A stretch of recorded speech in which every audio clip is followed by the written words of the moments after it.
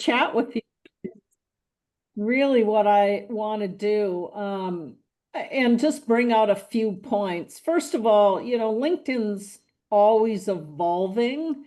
And the interesting thing to me, what I see happening right now in terms of the job market and people who want to shift careers, a lot is changing in that arena. Everything just from how competitive the job market is to how do I even get an interview? So I hear these things from people often, just in terms of, I can't even get an interview. I can't get them to respond to me. So really that brings me to my point about LinkedIn is how do you stand out anymore? And I think the platforms evolved, and I think that what I really want to share with you is you have to evolve with it. Um, I think, interestingly enough, I'm just going to interject something about resumes. I think a lot has changed with resumes because of AI this year. And AI is generating resumes that are starting to all look the same. And I'm hearing this from recruiters. So I want to share that first of all, that you have to be a little cautious, particularly if you're using AI. You have to remember that AI is taking that information from what's already programmed into AI. So that's why you're getting a lot of the same thing. Um, the other thing I would say about the differentiators, first of all, is that a resume typically has a lot of historical information, and also it has a limited amount of real estate compared to LinkedIn. But recruiters are really telling me what you need to pay attention to is that your resume is matching what you have on LinkedIn in terms of dates, names of companies, all of that needs to align. But I think where the real opportunity lies is on LinkedIn. And and so I just wanted to preface that, give you a little bit of background about what I'm hearing out in the job market. And so with that said, what I'm really going to communicate to this group when I speak to them, and I'll share with you today, is that you really have to become a resource and not just that resume of here's what I did. And when I say resource, I'm hopefully changing the way you're thinking about what you deliver. And because employers really want benefits and proof that you can actually solve their problems. That is a very different approach than here's what I've done in the past, here's how many years of experience. It's a very different thing than positioning yourself as a resource that actually solves problems. So let that sink in a little bit, because that's the different approach that I'm going to encourage you to take. Now, clarity is key when it comes to LinkedIn. More isn't always better, but clarity is what's key. So how you position everything in your profile at a glance, okay? So when somebody views your profile, they are taking a glance only. And so in a few powerful words, you really need to be able to communicate what you do and the benefits that you actually deliver based on your experience. Okay, so that starts with having in your headline section. Now, one thing LinkedIn took out last year is they used to have a box called title. They don't anymore. Now, if you're in a job-seeking role, you really need to put the title of the job you're looking for in that headline box, or you're not going to be found when a recruiter does a search for somebody of that role, you won't be found. So you want to follow that title by what I call a benefit-related headline. And so that could be, I'll just give you a quick example. If you were a marketing manager, your headline could be something like, I help companies grow revenue year over year with data-driven optimization, project and stakeholder management, something like that. Those are things that you deliver on.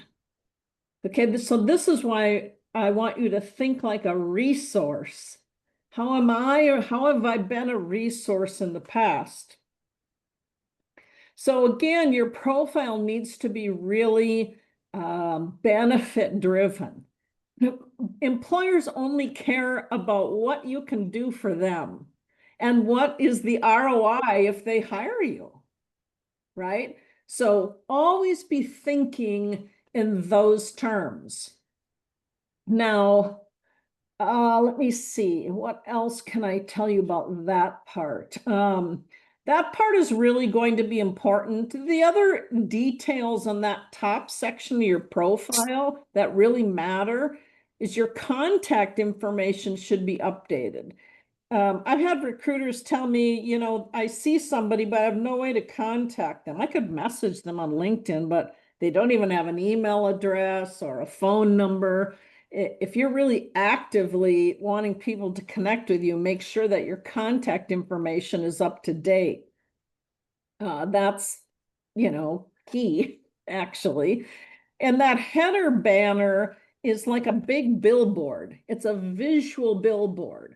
So if you're not currently employed, let's say, you can still use that banner on top to put a benefit-driven statement, different than your headline, but put that on your banner that again is telling people this is how you drive results. So leverage that image. Again, it's a big banner, so you want to make sure that you're using that. The other thing I would tell you, here's what you really should be thinking about. When you are approaching a company and how you want to communicate this in your profile, it's how can you save a company money? How can you make them money? How can you solve their problems and or alleviate the pain of a company? So based on your skills and what you bring to the table, you want to be able to communicate your value in those 4 ways, because these really are the 4 things that companies care about right now, right? How can you save me money? How can you make me money? How can you solve our problems or alleviate some pain we're having? Okay, so I want you to think about those 4 things in everything you do and everything you write should be benefit driven in that way. That's your value statement. So here's an example I'm going to share with the group that I can share with you guys. So people tend to say things like, I have 10 years experience doing XYZ. And that's a very typical statement I see like on resumes. So if you want to rephrase that in a more value-driven way, I would say something like, with over 10 years experience at name of company, XYZ company, right? I completed 35 projects on time and saved an average of 10% year over year. You see how that sounds very different than, well, I worked for 3M for 10 years in whatever department. That really doesn't tell me anything. Okay, so think about how I saved money, right? My credibility could certainly be the 10 years of experience I gave to XYZ company. So it's all about, remember I said at the beginning, it's a lot about clarity. And then just kind of quickly moving down, you want to expand on what I just said in your about section. So I encourage people in their about section to bullet point out their accomplishments or their benefits. And these should all be very quantifiable. Just like the example I just gave you, that's super important. And then moving down into your skills section, you want to make sure if you haven't updated your skills in a long time, you want to go back through there and make sure that number one, you have the right skills. And if something isn't relevant anymore, you want to get rid of it. LinkedIn is a search engine.